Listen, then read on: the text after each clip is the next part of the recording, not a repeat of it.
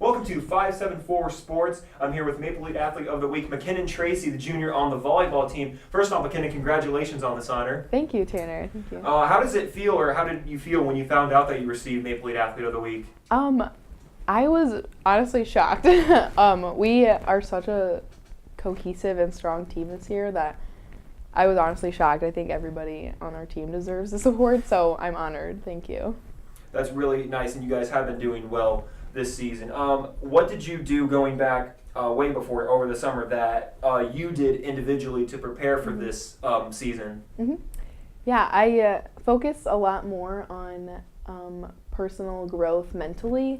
I think obviously sports is a big physical game, and volleyball in particular is sprinting, running, lifting, getting in shape. But for me personally, this year has been altering my mental game and being strong on the court and taking in that leadership role. So that definitely shows. She's made some great plays, just like senior Christy Schwarzenegger. So it's definitely showing, and we look forward to that.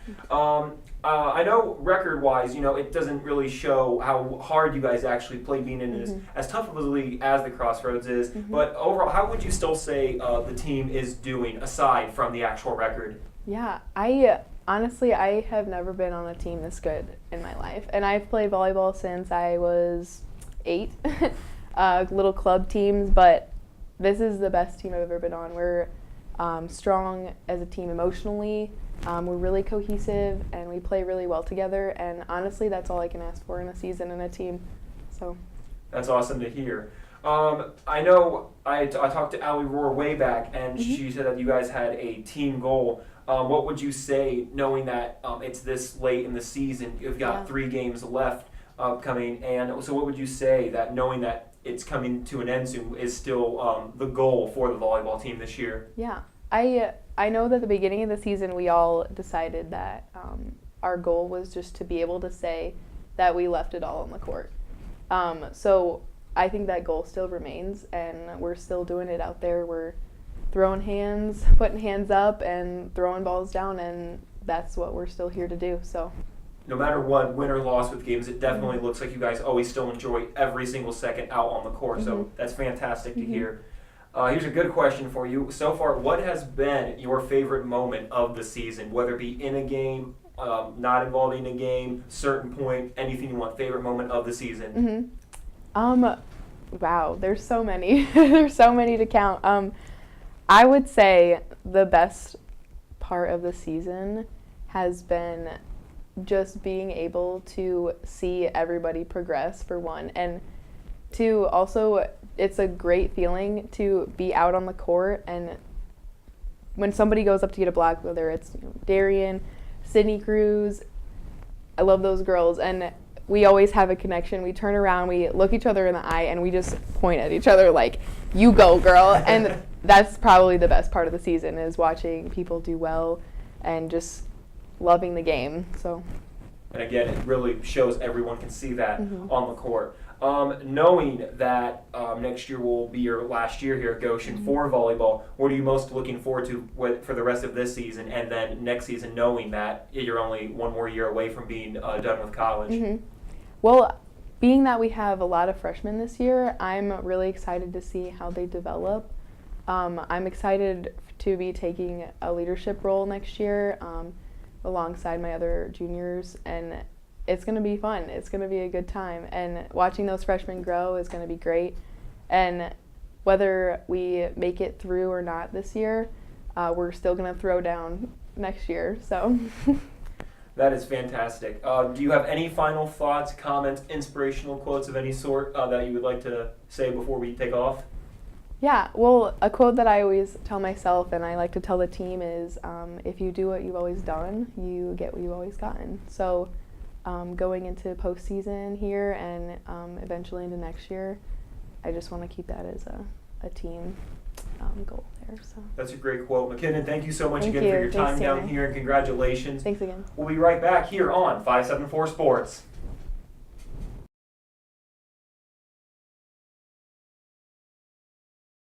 Spencer Buttermore here for 574 Sports. We're going to be talking some men's soccer and also some men's basketball here with Brad Stoltzfus, Tanner Camp, and also Zack Begley. First, let's start off by talking about the men's soccer team.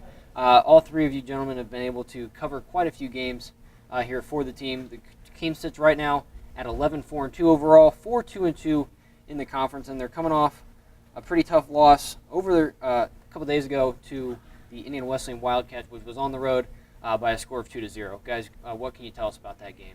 Well, a tough one, but Indiana Wesleyan's always at the top of the conference. They're a team that just doesn't lose too often at home. But for Goshen, they played a good game, and Johan Escalante, his third time winning Crossroads League Player of the Week on defense. He's been having a huge season, so Goshen does have a chance on Saturday to submit their spot to host a Conference League match. And I think even though it was a loss, they can find their strengths and what they need to work on from that game so they can win on Saturday. And I agree with you on that, again, with this Saturday, going against Grace and being one of the other teams that they'll be going up against for home field advantage. So the idea that, if they beat Grace, it would be a good win. It's going to be at home. It should be a great environment. And I think they are going in with that mindset that if they can beat Grace, they know for a fact that they're going to get to host, which is a huge advantage in the Crossroads. They've done very well, and you know that head coach Aaron Patrick is going to be doing everything possible to try and prepare them for this very important match. Yeah, I know Grace sits right now in second place in the Crossroads League standing. Spring Arbor up there, but not rounding out the first half of the lineup there, Indiana Wesleyan, and then it comes to Goshen, receiving votes right now in the nation to be nationally ranked. But yeah, home field advantage is such a key, especially since Goshen's student corps are such a big supporter at those soccer games. I mean, you got to imagine that everyone's going to be turning up for that game. It's a very important game in the season for the Maple Leafs, and a win will definitely get them in and hosting a Crossroads League tournament game. If they end up losing, they still have a chance because they have the advantage over Huntington. Again, Goshen's only lost twice in conference, and they've drawn 2 times, and they've played well in both of those losses. It's just the other teams have just had a little bit of the upper advantage. Yeah, so a little bit tougher on that one. So, like we said, the 2-0 lost, and then also going back to October 21st, they traveled all the way down to Mount Vernon Nazarene, able to get the win on that one, though, by a score of 1-0. And so now soccer season is almost wrapping up, but we're going to take a quick look at the men's basketball team who got their start earlier this week as they took on Lawrence Technological University. Zack Begley and myself were on that call. A great win by the Maple Leafs to start off the season, 82-77, kind of an up-and-down pace. Brad, you were also on the sideline for that game as well. Tanner, you were on the bench with the team. Also on the sideline. Also on the sideline, technically. So, Brad, what was one thing that you saw from that game that was huge for the Maple Leafs? Well, you got to imagine that first game of the season is always one where you're still trying to find yourself as a team. And so I thought it looked like the guys' effort was the biggest thing you can take out of that game.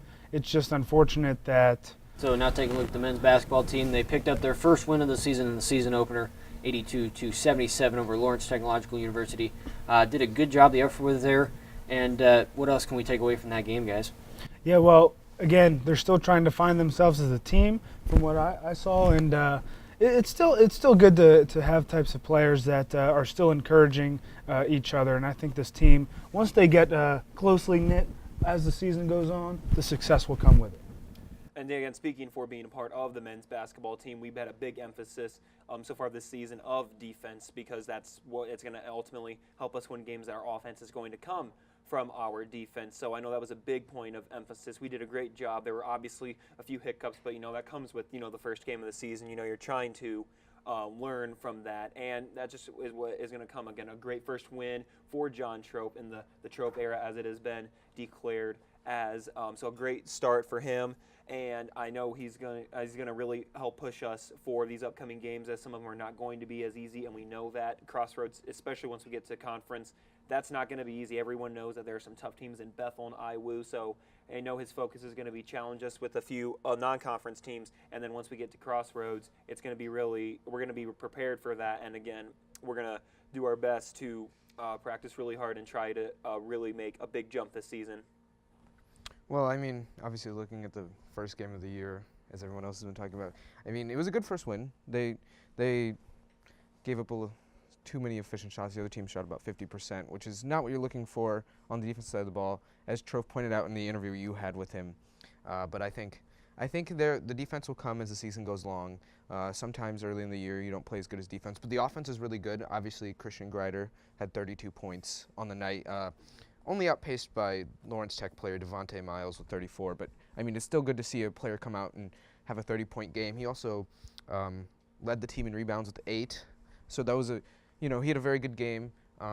Obviously, Devin Heath Granger led the offense well. He led the team with 7 assists, which is a good output for a player, especially at the college level. So I think it's, they had a lot of good things going for them so far early in the season. So I think that's a testament to Trofe really getting the team prepared for game number 1. And I think if that's anything showing for going forward, that we're going to have a pretty good season. And we're going to have a lot more to talk about here in the next coming weeks as we just are 1 game into the basketball season here.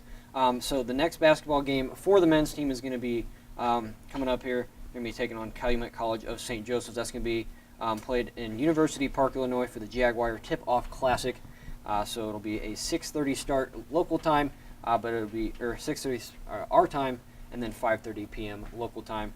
We wish them the best of luck as they continue on their season. We're going to take a quick break here on 574 Sports.